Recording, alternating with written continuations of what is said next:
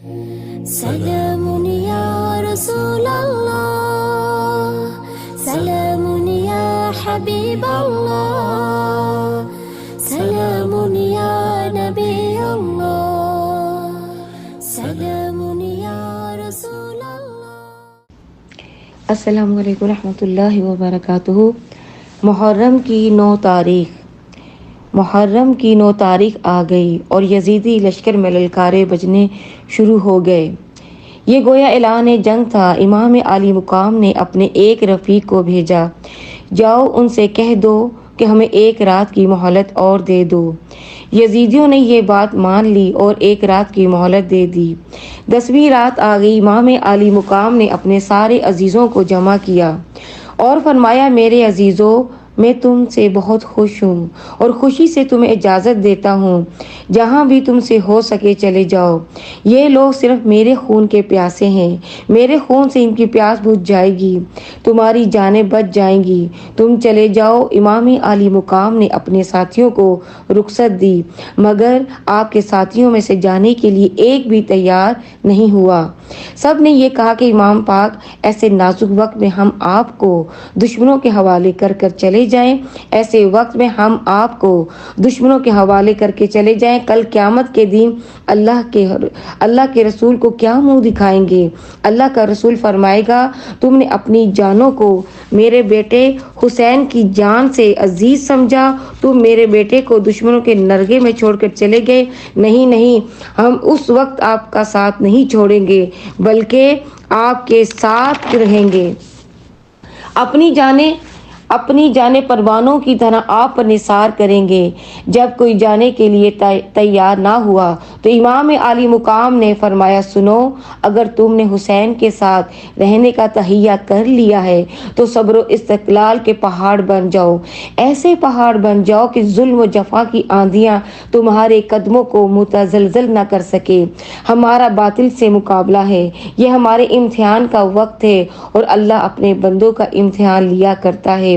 مصیبتوں کے پہاڑ ٹوٹیں گے اور ہم نے ان تمام مصائب کا خندہ پیشانی سے مقابلہ کرنا ہے اور اللہ کی راہ میں ثابت قدمی دکھانی ہے اور ثابت قدم رہتے ہوئے جام شہادت نوش کرنا ہے اور آنے والی نسلوں کے لیے مثل راہ بننا ہے۔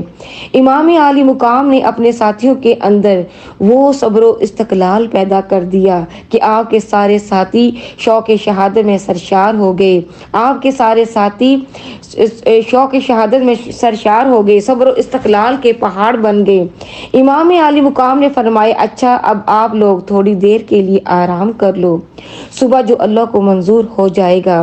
آپ کے ساتھی آپ کی صحبت سے اٹھ کر اپنے مقام پر آ گئے اور امام عالی مقام نے اپنے خیمے میں قرآن پاک کی تلاوت شروع کر دی۔ قرآن پڑھتے پڑھتے آپ پر نیند کا غلبہ ہوا۔ وہی تھوڑی دیر کے لیے لیٹے تھے تو خواب میں سرور عالم نور مجسم حضرت محمد مصطفیٰ صلی اللہ علیہ وآلہ وسلم تشریف لے آئے۔ امام حسین فرماتے ہیں کہ سرکار نے تشریف لا کر مجھے اپنی آغوش میں لے لیا اور میرے سینے پر ہاتھ رکھ کر فرمایا، اے اللہ، حسین کو صبر اور اجر عطا فرما، اور فرمایا، بیٹا حسین، جو کچھ تم پر گزر رہی ہے میں بے خبر نہیں ہوں، میں سب کچھ دیکھ رہا ہوں۔ بیٹا، یہ جتنے تمہارے مقابلے میں تلواریں، نیزے، بھالے، تیرے، کمان لے کر آئے ہیں، یہ سب کے سب میری شفاعت سے محروم ہے۔ سرکار یہ فرما کر امام حسین کے سینے کو صبر و استقلال کا خزینہ بنا کر واپس تشریف لے گئے۔ امام عالی مقام اٹھے اور اٹھ کر آپ نے اپنے ساتھیوں کو، اپنے عزیزوں کو اپنا خواب سنایا۔ فجر کی نماز پڑھ لی گئی۔ فجر کی نماز پڑھ کر امام عالی مقام دعا کر رہے تھے، اللہ اپنی راہ میں ہمیں ثابت قدمی عطا فرما، مولا صبر و استقلال عطا فرما، مولا ظلم و جفا کی آندیاں آئیں گی، وہ کہیں ہمارے قدموں کو متزلزل نہ کر سکے، ہمیں اپنی راہ میں ثابت قدمی عطا فرما کہ ظلم و جفا کی آندھی ہمارے قدموں کو متزلزل نہ کر سکے۔ آپ دعا فرما رہے تھے، آپ کے ساتھی آمین آمین کہہ رہے تھے۔ غرض یہ جب ان شہزادوں نے دعا مانگ لی تو یہ صبر و استقلال کے مجسمے بیٹھے ہوئے تھے۔ जो अल्लाह ताला की रजा पर राजी थे, उधर जुल्म और जफा की आंधियां उठी। यजीदी लश्कर में फिर ललकारे बजने शुरू हो गए और बदबख्त घोड़ों पर सवार हो के इमाम आली मुकाम के खैमों की तरफ चक्कर लगाते हुए आए और फख्र गुरूर और तकब्बुर का मुजाहिरा करते हुए आए। है कोई हमारे मुकाबले में आने वाला तो आए। उन्होंने मुकाबले के लिए चैलेंज दिया, पुकारा, यहाँ तक के जारहाना कदम उठाया और पहल कर दी। इमाम आली मुकाम के खैमों की तरफ तीर बरसा दिए और मुकाबले में आने के लिए ललकारा। इमाम आली मुकाम के साथी जो शौक शहादत के लिए सरशार थे, उन्होंने भी जवाब देने के लिए इमाम से इजाज़त तलब की। इमाम आली मुकाम ने इजाज़त अता फरमाई और आपके रुफ़ाका मैदान करबला में अपनी बहादुरी और शुजाअत का मुजाहरा करने लगे। 3 दिन के भूखे और प्यासे अपने सब्र इस्तक़लाल का मुजाहरा करने लगे। वो भूखे और प्यासे होने के बावजूद भी यजीदी लश्कर पर भारी थे। इमाम आली मुकाम का एक एक साथी उनके 10-10 आदमियों पर भारी थे। मुकाबला बड़े जोर का शुरू हो गया। इमाम आली मुकाम के साथी एक एक करके 50 जाम शहादत नोश कर गए। आपके 50 साथी बहुत से यजीदियों को वासिल जहन्नम करते हुए जाम शहादत नोश कर गए। इमाम आली मुकाम ने अपने 50 रुफ़ाका की शहादत को अपनी आंखों से देखा। अपने दोस्तों, अपने अजीजों के सीनों में तीर पेवस्त होते हुए देखे। वो सब्र व इस्तक़लाल का मुजस्समा ये सब कुछ देख रहा था और कह रहा था, मौला मैं तेरी रजा पर राजी हूँ। इमाम आली मुकाम के 50 साथी जाम शहादत नोश कर गए। अब आपके अपने अजीज रह गए थे, भाई रह गए थे, भतीजे, भांजे और बेटे रह गए थे। फिर इमाम पाक घोड़े पर सवार होकर यजीदी लश्कर के सामने गए और फरमाया, है कोई आले रसूल की मदद करके जन्नत में जाने वाला? है कोई ऐसे नाजुक वक्त में औलाद रसूल के साथ ताउन करने वाला, औलाद रसूल पर तरस खाने वाला? आपने ये ऐलान जो फरमाया, इस ऐलान से हुर बिन यजीद राही था, उसकी तकदीर में इनकलाब पैदा हुआ। वो अपने घोड़े पर बेताब व मुस्तरीब हुआ। उसके एक साथी ने कहा, हुर क्या बात है, तुम बड़े बेताब नजर आ रहे हो और मैंने तुम्हें बड़े बड़े मार्कों में देखा है, किसी मार्के में तुमने बेताबी का इजहार नहीं किया। आज तुम बड़े मुस्तरिब बेकरार नजर आ रहे हो, क्या बात है? हुर ने कहा, क्या बताऊं, मेरी एक तरफ जन्नत है, एक तरफ दोजख है और मैं दरमियान में कश्मकश में मुब्तला हूँ, इस तरह पे मुब्तला हूँ। क्या करूँ? एक ताकत है जो मुझे जन्नत की तरफ खींच रही है, एक ताकत है जो मुझे दोजख की तरफ खींच रही है। ये कहते ही अपने घोड़े को एड़ियां मारी। यजीदी लश्कर से निकला और ये कहते हुए निकला, अगर हो सके जन्नत में ही जाना चाहिए।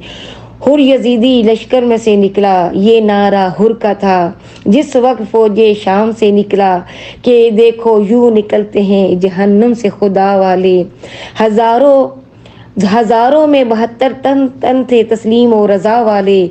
हकीकत में खुदा इनका था और ये थे खुदा वाले। जब किसी ने वतन पूछा तो यूं हजरत ने फरमाया, मदीने वाले कहलाते थे, अब है करबला वाले। और हुसैन इब्ने अली की क्या मदद कर सकता था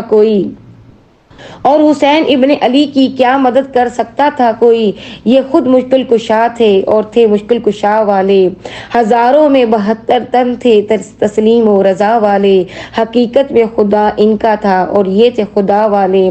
दवाए दर्द इसियां पंजतन के घर से मिलती हैं, जमाने में यही मशहूर है दारुश्शफा वाले। असल बात ये थी कि किसी एक के निकल आने से इमाम आली मुकाम की फौज में कोई इजाफा नहीं हो गया। किसी एक के आ जाने से क्या हो जाता है? दूसरी तरफ हजारों थे, हजारों में से एक निकल जाए कोई फर्क नहीं पड़ता। चंद अफराद में एक बढ़ जाए तो कोई फर्क नहीं पड़ता। बात ये थी, हुर था जन्नती, खड़ा था दोज़खियों में, नेक बख्त था, खड़ा था बख्तों में। इमाम आली मुकाम के बसीयत अफरोज निगाह ने देखा है जन्नती खड़ा है दोज़खियों में। इमाम आली मुकाम गए और जाकर पुकारा। यही आपका पुकारना उसके निकलने का सबब बनना था। तो इमाम आली मुकाम गए, जाकर पुकारा। आपका ये पुकारना उसके निकलने का सबब بننا تھا۔ آپ کی پکار نے اس کے لیے جنت کی راہیں روشن کر دی۔ حر جو تھا یزیدی لشکر سے نکل کر امام عالی مقام کے سامنے آ گیا اور آ کر کہنے لگا، اے ابن رسول، آپ نے یہ ارشاد فرمایا ہے کوئی اس نازک وقت اولاد کے رسول کی مدد کر کے جنت میں جانے والا؟ حضرت میں حاضر ہوں، اگر میں آپ پر اپنی جان قربان کروں تو قیامت کے دن آپ کے نانا کی شفاعت نصیب ہوگی؟ آپ نے فرمایا، انشاءاللہ۔ اس نے کہا، حضرت آپ دعا کیجئے، اللہ تعالیٰ میری پہلی خامیوں کو معاف کرے، میری کوتاہیوں کو درگزر فرمائے، میں آپ پر اپنی جان قربان کرنے جا رہا ہوں۔ حر تلوار نیلام سے نکال کر یزیدی لشکر کے سامنے گئے۔ عمر بن سعد نے کہا، دیکھو ہماری فوج کا سالار تھا اور یہ دشمن کے ساتھ مل گیا ہے، اس نے ہمارے ساتھ بغاوت کی ہے، اور اس کو وہ سبق دو کہ آنے والی نسلیں بھی یاد رکھیں۔ تمام یزیدی ٹوٹ پڑے اور حضرت حر نے بھی زور کا حملہ کر دیا۔ آپ کا حملہ کیا تھا؟ یوں سمجھو کہ قہر خدا تھا جو یزیدی لشکر پر نازل ہو گیا تھا۔ غرض یہ کہ آپ ان کے ساتھ لڑتے ہوئے زخموں سے چور چور ہوتے ہوئے جام شہادت نوش کر گئے۔ حضرت حر کی شہادت کے بعد امام عالی مقام کے سامنے حضرت عقیل کے فرزند حضرت مسلم کے بھائی کھڑے تھے اور اجازت طلب کر رہے تھے کہ امام پاک نے انہیں بھی اپنے سینے سے لگایا اور پیشانی کو چوما اور اجازت دی۔ وہ بھی میدان جنگ میں گئے، اپنی قوت و طاقت کا مظاہرہ کیا اور بہت سی یزیدیوں کو واصل جہنم کیا، اور آخر جام شہادت نوش کر کے وہ بھی جنت الفردوس میں پہنچ گئے۔ اب امام عالی مقام کے بھائی امام پاک سے مل کر اجازت لے کر میدان کی طرف بڑھنے لگے۔ شیر خدا کے فرزندوں نے میدان کربلا میں ثابت کر دیا کہ ہمارے بازوؤں میں شیر خدا کی قوت ہے۔ شیر خدا کے بہادر فرزندوں نے وہ بہادری، وہ شجاعت دکھائی کہ میدان کربلا کے ذرے آج بھی ان کو یاد رکھتے ہیں۔ آپ نے بہت سے یزیدیوں کو قتل کیا، واصل جہنم کیا، وہ بھی ایک ایک کر کے جام شہادت نوش کر کے جنت الفردوس میں پہنچ گئے۔ بھائیوں کی شہادت کے بعد امام عالی مقام کے آنکھوں کے سامنے آپ کے بھتیجے تھے، حضرت حسن مجتبیٰ کی آنکھوں کے تارے، فاطمہ الزہرا رضی اللہ عنہا کے پوتے، حضرت علی مرتضیٰ کے پوتے امام حسن کی آنکھوں کے تارے، امام کے حقیقی بھتیجے تھے۔ چچا جان ہمیں بھی رخصت کیجیے۔ آپ نے جب اپنے بھتیجوں کو دیکھا آنکھیں اشک بار ہو گئی، اشک بار آنکھوں سے فرمایا، میرے بھتیجوں، میرے پیارے بچوں، تم میرے ساتھ آئے تھے کہ چچا کے ساتھ چلیں گے؟ چچا محبوں اور عقیدت مندوں مریدوں کے ہاں جا رہے ہیں تو ہم بھی ساتھ چلیں تاکہ چند روز خوشی سے مریدوں کے ہاں گزاریں۔ بچوں، میں تمہیں اپنے ساتھ تلواریں کھانے، تیر کھانے کے لیے نہیں لایا تھا۔ سنو، یہ لوگ میرے خون کے پیاسے ہیں، تمہارے خون کے پیاسے نہیں۔ تمہیں میں اجازت نہیں دیتا، تم خیموں میں چلے جاؤ اور اپنی ماں بہنوں کے ساتھ مدینہ منورہ چلے جانا۔ لیکن بھتیجے اصرار کر رہے تھے کہ چچا جان ہمیں اپنے ہاتھوں سے رخصت کیجیے اور اپنے ہاتھوں سے میدان جنگ کی طرف روانہ کیجیے، ہم بھی جنت الفردوس میں جانے کے لیے بے قرار ہیں۔ چچا جان، 3 دن کی پیاس نے بہت ستایا ہے، اب تو دل یہی کرتا ہے کہ جلدی جلدی جنت الفردوس میں پہنچ کر اپنے ابا جان کے ہاتھوں سے اور دادا جان کے ہاتھوں سے کوثر کے جام پئیں اور اپنی پیاس وہ بجھائیں۔ وہ بچے جو شوق کی شہادت میں سرشار تھے، امام عالی مقام نے انہیں بھی سینے سے لگایا، پیار کیا اور اشک بار آنکھوں سے اپنے بھتیجوں کو رخصت کیا۔ حضرت علی کے پوتے امام حسن کے آنکھوں کے تارے میدان کربلا میں ہدایت کے تارے بن کر چمکے۔ یزیدوں کے ساتھ مقابلہ ہوا، بہت سی یزیدوں کو واصل جہنم کیا، آخر وہ بھی زخموں سے چور چور ہو کر جام شہادت نوش کر گئے۔ اب امام عالی مقام کے سامنے کون کھڑا ہے؟ آپ کا وہ بھتیجا جس کے ساتھ امام عالی مقام کی بیٹی حضرت سیدہ سکینہ کا مستقبل وابستہ تھا۔ حضرت قاسم تھے 19 سال کے نوجوان، حضرت امام کے بھتیجے۔ حضرت سیدہ سکینہ کی منگنی ہوئی تھی۔ جب آپ نے اپنے اس جوان بھتیجے کو دیکھا، حضرت سکینہ کے ہونے والے سرتاج کو دیکھا، پھوٹ پھوٹ کر رونے لگے اور فرمایا بیٹا میں تمہیں کس طرح رخصت دوں, میں کس بات کی اجازت دوں, کیا اپنے جسم پر تیر کھانے کی اجازت دوں, کیا تمہیں تلواریں کھانے کی اجازت دوں؟ میرے بیٹا دیکھو, میرے بھائی امام حسن کی آرزو یہ تھی کہ سکینہ کا نکاح تم سے کر دیا جائے, میرے بعد مدینہ منورہ میں پہنچ کر سکینہ سے نکاح کر لینا تاکہ میرے بھائی کی آرزو پوری ہو جائے.